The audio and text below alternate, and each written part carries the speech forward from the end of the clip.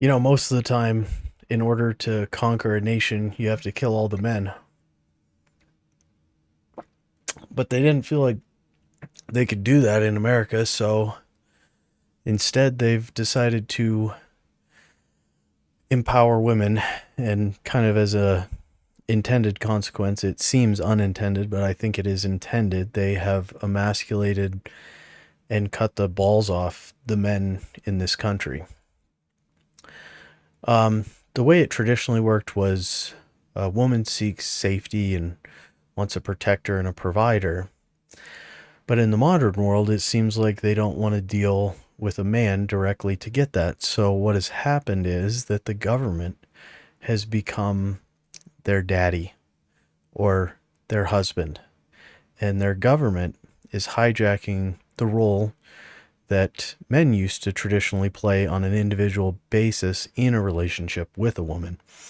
As we move into a feminine led society, women are looking for the government to provide all the things that a man used to provide. But the men of this society are suffering as a result because men generally are not looking for the government to protect them and create a lot of rules to keep them safe and have agencies and organizations that give things away to the people that they feel bad for. Men are much less empathetic and are much less demanding of these massive government institutions. There's a reason that masculinity has been called toxic, and you've been indoctrinated to believe it to be such. It's because masculinity is the only thing standing in between the massive bureaucracy where even the women have offloaded the raising of children to the government and institutions like daycare and pre-K, because they have to work, because they want to be masculine, because they want to be independent. But what is really happening is they become independent, the government steps in and takes control over rearing the child, because now mom and dad are both at work where they should be, like a good slave, like a good little worker bee, doing what they're supposed to, being a productive member of society. Anyone without a job is a scumbag. We all know that. In order to be respected in society, you have to have a job. It used to be you could be respected if you were doing the most important job, which is creating more humans. This is how we live forever. Not with an infinite lifespan that I have. It's through creating more human beings, and it's been almost demonized, but more degraded and demeaned as a position in society. Motherhood is no longer enough. Mima with, 7 children and 20 grandchildren and 40 great grandchildren on her deathbed isn't thinking, oh man, I wish I'd been a civil engineer. But we've been brainwashed to think that that's not valuable. Creating families, being the part of the group that can create new human beings, is probably the most amazing thing that a human being can do. Not be a CEO of a company. You make a lot of money, but we also live in a society that doesn't calculate the cost of human suffering on its balance sheet. If you make $1 billion and nobody dies, your balance sheet looks great. If you make $1 billion and 500 child slaves die in the cobalt mines or the coal mines or any mines or in a factory jumping out a window, whether they're adults or children, doesn't really matter. If 100,000 people at your company commit suicide, you know what your balance sheet looks like? Well, it looks pretty darn good. You didn't have to do any layoffs. And you cut costs while still somehow being able to produce the same number of widgets. There is no calculation for any of these publicly traded behemoths on Wall Street that tells you whether or not they're doing that at the cost of humanity whether they're profiting at the cost of human beings or whether they're actually making money and not harming people. So there's only one incentive structure. It's to make money, not to create new human beings. That's overpopulating the earth. You're contributing to global warming if you dare to be a mother. And you're not being a productive member of society if you don't have a job. Job is not staying home and raising children. I mean, come on. Come on. It's 2025. You can't just be a mother anymore. And that's purposeful. That's to basically destroy the nuclear family, remove the power of fathers. You have power as a father because you are the protector, the provider. You should not wield that power in an unjust way against your family. Then you are certainly not a good father or husband if you're doing that. But you are supposed to be the one standing in front of any harm that should befall your family. And as a result, you get a certain modicum of respect and control. And that has been taken from you as men, me, and us as men, and hijacked by the government. And the government does not want to give that up. They want to continue to make you think that you are a toxic man, and they want to continue to make women think that basically being feminine and being a mother, being a wife is pathetic and there's something wrong with it. And I think the biggest problem is not many people find history all that interesting. But if you would just refer to history, you would see that system was very successful in building nations. Rome had that family structure. The English Empire had that family structure. I'm sorry, the Dutch were before the English. I meant to say the Dutch West Indies Company and that big empire of a country before England took the naval throne, the throne of naval power from them because they could produce ships more cheaply. The Dutch had that family power, then the English Empire had that family structure, then until recently, for the first 200 and some odd years of this country, we had that family structure, and it has been purposely removed. And as you see, once you remove the religion and faith and morality that comes along with the religious books and teachings about how to be good and how to not bone your neighbor's wife and kill your neighbor or steal from your neighbor. Once those things are removed, all we have left is to worship power on earth and money. And I can tell you right now, as someone who reads history, human beings have been lying to each other to gain advantage over others and misstating their intentions when making agreements with others for all of recorded history. But man will never admit that to you. The government will never admit to you that they're lying to you most of the time. However, God and the Bible and other religious texts teach us about the nature of man, the evil nature of man, the wicked, deceiving, lying nature of man. So it's important to remove those teachings so that you're not aware of the evil in men, in humans, not just men. We can clearly see that women, when afforded the same circumstances and privileges as men, behave similarly. Look on Tinder. Look on social media. You give them the freedom and they show you how they behave. When I was younger, just coming of age 20 years ago, I remember women were still criticizing men for being promiscuous, having multiple partners. They were looking for commitment, stability, to have a family, and they were very critical of men who would not commit. In fact, it was pathetic. It was, you weren't a real man if you wouldn't commit. And now, I don't know, look for yourself, but it kind of appears that a lot of the behaviors that were being criticized by men have been embraced by the opposite gender.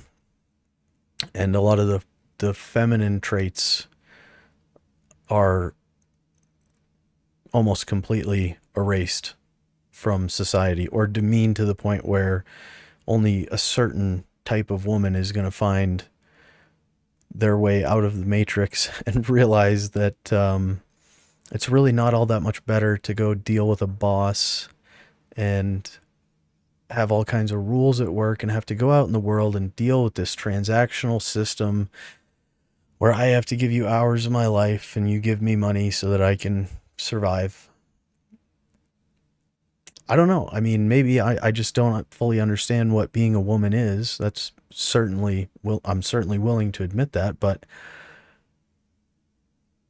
personally, if I was a woman and I had a choice between going out and getting a job or raising my own child and instilling my virtues, my ideas, my thoughts, my lessons learned into this little child, that sounds pretty enjoyable to me, to be honest. Being able to just be with the child that I create who looks at me with such admiration and wonder and respect and being able to teach them everything I know, that sounds pretty good. But for some reason, it's pathetic and has been devalued. We don't worship, I mean, for almost all of our history, we have worshiped the feminine as divine because we understand how critical that is to the continuation of our species. That's why men were sent to war. That's why we were the ones who died, because we can't create little children with our bodies. We can lift heavy things and we can be aggressive and defend things that we care about, but we can't actually create human beings. We can protect those human beings if afforded the chance, if the government isn't there and ready to actually step in between us and our children, if we're not raising them according to the government standard, if we haven't given them the appropriate shots, if we're not allowing them to make irrevocable surgical decisions regarding what parts they have when before they're able to provide for themselves. If we stand between them and making an irreversible surgical decision in some states in this nation, the government will step in and take your child away because you're apparently an unfit parent for trying to make good decisions for a child that doesn't have a fully formed brain yet. And if this doesn't make you think that things have gone crazy, like the inmates are running the asylum,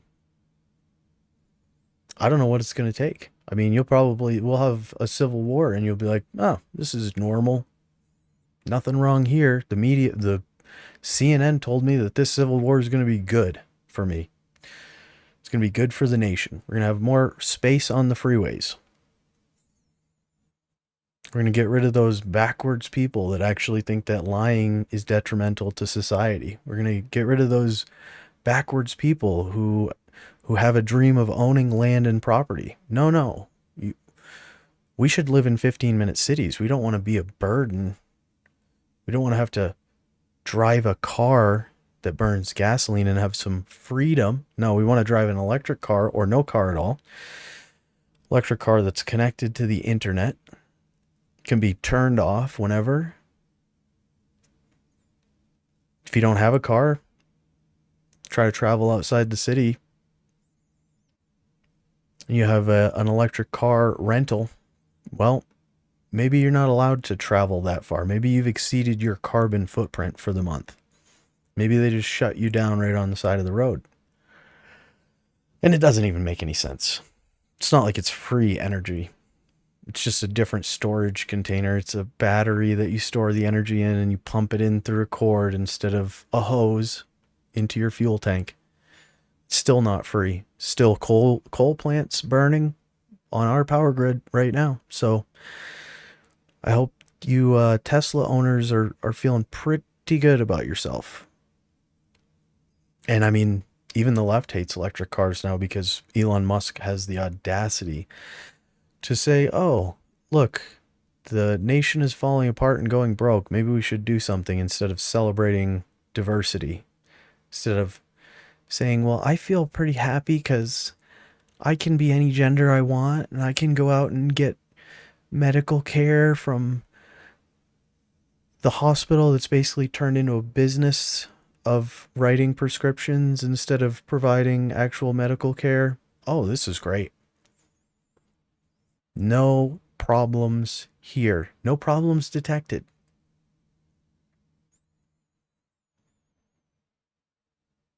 We have lived for thousands of years on this earth without 90% of the crap that we have today that we feel like we need so badly. And the truth is that we would be just fine if it all went away. If there was a massive solar pulse from the sun and it fried all the electronics on the world, we'd be fine. I'd be able to wake up tomorrow and go about my business. Maybe none of my possessions still work, but I could make do. I don't need any of the stuff that they tell me that I need, but we have become dependent on it because we've accepted it, because we've made it an integral part of our daily lives. We do our banking through it, we communicate with everyone through it. We have voluntarily signed up to be shepherded into a digital future where we own nothing. We rent server space. We ask YouTube, can I post some content? When we upload it, it becomes their property. If we say something that they don't like, they can delete the channel and it's all gone. You quit your job because your YouTube channel was doing well. And then you say one little thing that you're not supposed to in a country that has free speech. And because it's a private business and they have the choice whether they want to let you speak on their private platform, they can delete all of it and ban you so that you can't get back on. We're starting to see a reversal of that, I think, because these other platforms want to compete with X, which has become a beacon of free speech. Some people don't like that because there's certain people out there that say offensive things. I'm from a time where the internet had a lot of offensive things on it. Doesn't bother me. I can go look at something else that doesn't offend me. The problem is the algorithm feeds you things that you react to. And most of the time you don't react to stuff that you're just like, yeah, it was okay. You react to stuff that you love. You're like, wow, this is the best thing I've seen all week. Or this is the worst thing I've seen all week. And this makes me very angry. And I feel obligated to respond because it is emotionally triggering me. Emotion and anger and being offended is very feminine. Men should be a calming, rational presence. They should not be a ball of anger and emotion. And if you find yourself feeling that way, then you as a man need to go on a healing journey. And that does not mean going out and plowing through hundreds of women. And I don't think the feminine healing journey is doing the opposite of that. I think that that is an addiction and using pleasure to avoid painful reality, and doing so at a very destructive level to your spirit and to your body. I think that there are STDs for a reason. I think that as we get older, we start to understand that we were motivated and driven by hormones that we couldn't really understand or control, certainly not at that point in our lives. And as you get older, it's a refreshing moment when you can finally stop thinking with your little head. You can actually make rational decisions without being clouded by going out trying to blast your seed all over the earth. I mean, It is kind of what we're here to do, but at the same time, if we want to have a civilization and we want progress, we need to do a little bit more than just go out and do nothing but breed with each other. Enabled by birth control of all forms that remove the consequences yet again of your actions. If you live in a self-indulgent manner, at first, it seems great. I get whatever I want whenever I want it. But life only gets so good, and there's only so many things out there that bring us joy. And if you go hit the dopamine button like a mouse at a feeding station, eventually the pleasure goes away, because pleasure is just your default. You have to experience pain. You have to experience boredom, or excitement just becomes your daily normal. There's nothing more exciting than the most exciting things you can do. So if that's all you do is just, what's the most exciting thing I could do today, and you go do that, there's nowhere to go from there but depression and disappointment. This is why discipline, self-sacrifice, doing things for others, those things in the long term can bring a lot more happiness than ordering some new toy off of whatever website, or going to whatever store and buying yourself a new car. These are all just temporary, 3 days in the driveway, and you go out and you're just, this is what I drive to work in now. These things wear off very quickly.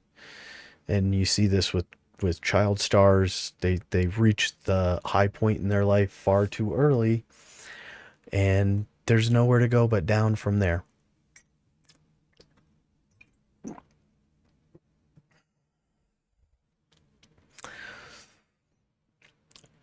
Having a framework in your life that prevents you from going down into these holes of self-indulgence is hugely important. And that used to be what Christianity provided for this nation. Christianity was the communist component to our capitalist system and our democratic government. And you removed one of the 3 legs of the tripod. No wonder it's falling over. We need to think of others, because if you want to be a nation is not an individual person. And if all of us are behaving like we are the most important thing in the world, and we have no care for each other, that is not a functional nation. A functional nation is full of people that care about their fellow countrymen and women, and are working toward a common goal where everyone prospers. If we all work together, we build ourselves up together. If we all work alone, we cannot build each other up. We are divided. We are easily conquered. We are easily influenced and told all manner of nonsense. And this is where we find ourselves. They want you to give up hope. They want you to believe that the only solution is to give the government more power, like someone in government is going to fix this. This is a cultural problem, and the only people that can fix a culture is the people who create it. The only people that can fix problems with a society are the people that make it up.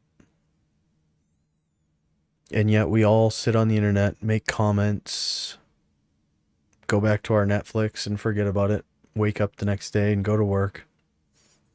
But at some point, we are going to have to change the way we live. We need to change the way that we interact with people. We need to start punishing people who misbehave, not just with the law, but as a society. We shouldn't be punishing people that call out bad behavior because we want to call it racist. If someone who isn't the same race criticizes another person who's a different race, we immediately discount that criticism, even if it's valid, even if that person lied or stole something. Oh, it's racist to call that out. Well, it's also basically lying by omission if you don't mention that this is not good for society simply because you're scared, because you're a coward, because you're afraid of social consequences, of being canceled, of being told that you're bad. For a long time, the people who did bad things were called bad. And now the people who are trying to bring light to the idea that doing bad things is still bad are called backwards, bigoted, racist, sexist, all the ists. Speech has been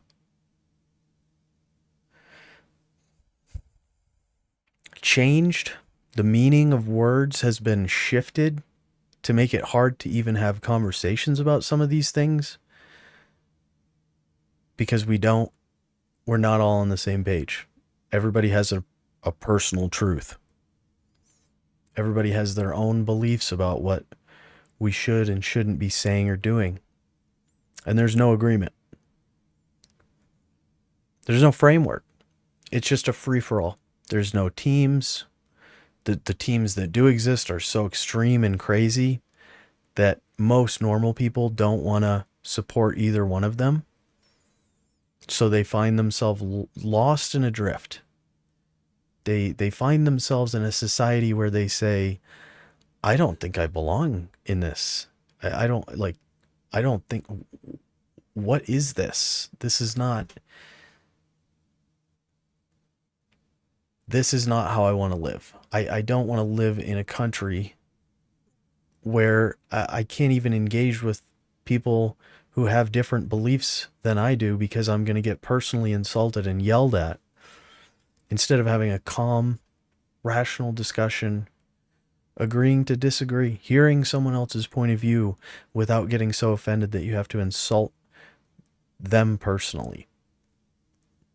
I love to have conversations and debates and hear how other people think and how they arrived at those conclusions. And it's so confusing to me how many people only want to talk to people who agree with their point of view. That doesn't even seem interesting. I've already thought about everything from this perspective. I want to hear a new perspective. I want to be challenged. I want to learn something new from someone else. The whole purpose of communication is for us to pool brain power and be able to communicate ideas to other people or to groups of people so that they can take that idea and expand on it. And yet we've gotten to the point where new ideas or different thinking have become dangerous and are often attacked. Even the idea that we should look at the corruption in the government, that idea is being attacked, supposedly. I think it's a psyop. I think it's controlled opposition. I think some of these people at these protests are likely being bussed in and paid to be there, paid lodging, per diem for food. Some people have done some cell phone tracking of these events and have found that many of the same cell phones are surprisingly found in different states, different parts of the country. Same people are traveling around like groupies to protest the unraveling of the corruption that has found its way into our government.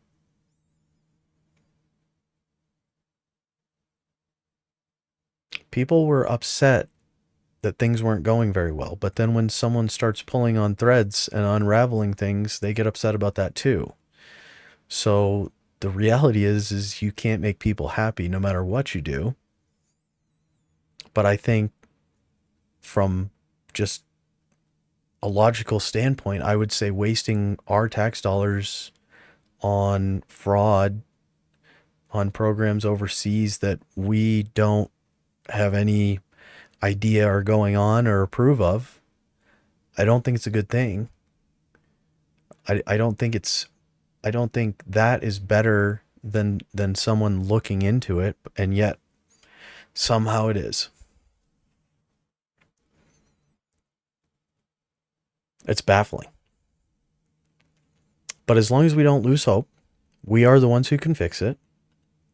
And if they can't take our hope from us, then I don't believe that they have the power to execute their entire plan.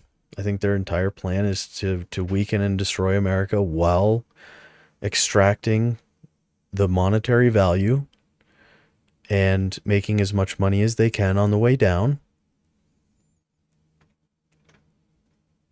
And then when our little experiment of a democratic or republic capitalist society with Christian basis fails spectacularly, they will have a justification to tell you that it's just not practical to have that much freedom. It's just not practical for that many people to have wealth and the ability to buy homes. And we're going to have a system where the government has a little bit more control and you have a little bit less freedom. And if you can give us that, then we can fix everything, and we'll create a new utopian society where we have the toolkit to oversee it and control it and make sure that it doesn't get out of balance again. But that's just a wolf in sheep's clothing to take your freedom and then wind up in a worse state than you were before we lost our Constitution. And maybe it sounds crazy for me to say stuff like that. I understand. I mean, we're not quite there yet, but we're certainly, if you take a line and you put a point in 1980, and then you put a point in 2000, and you put another point in 2020, I don't think things are moving in the right direction. And I think that anyone younger than me would agree even more strongly that things in their lifetime, someone who was born in 2000, I was born in 1985, I think someone that was born in the 2000s sees this even more clearly than I do. Because that generation is not going to be more wealthy than their parents, it looks like, unless we drastically change things. That generation cannot afford, even some people with good professional jobs who have college degrees are having trouble buying property. Back in the 80s, even someone working at McDonald's could afford to have a house and a family and a car and the basic things. Maybe they weren't bawling out. Maybe they weren't driving a Dodge Viper. Maybe they were driving a Honda Civic, but they could afford those things. Maybe they didn't have a 3-story home. Maybe they had a 2-bedroom home, but they had a home. Because homes weren't $450,000. Homes weren't $500,000. We need to speak out without fear. We need to exercise our rights of free speech, or we're going to have to exercise our right to bear arms at some point, I believe. And I take no joy in saying that, and I really don't want it to go there. Which is why I'm on here just spouting off, trying to be part of the conversation. I'm done being silent. I'm done holding my opinion because it's not popular. I'm done being a good boy. And I don't care what the consequences are. Have a good night.